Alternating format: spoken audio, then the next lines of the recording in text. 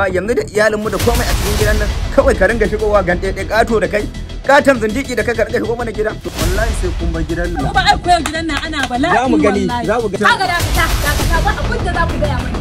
Ashe duk munafukai ne kuma duk. Kuma zan ɗauko mazajen naku a gaban ku zan tattaka su mutum da su.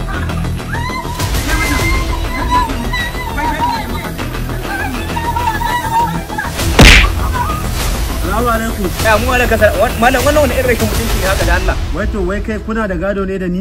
War gidan nan zamu kasa ba fi. Mu je a tattaro musu. Saboda me kafin ya za ka fita.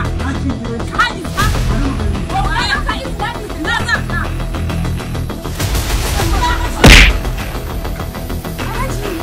Allah ya taimaka mai gidan hayan nan ya mutu. Daga yau wannan gida ya zama mallakin mu ne da mata. Ban taɓa sanin baka da hankali wasu. Duk ku yi gama. Ni ce da dukiya.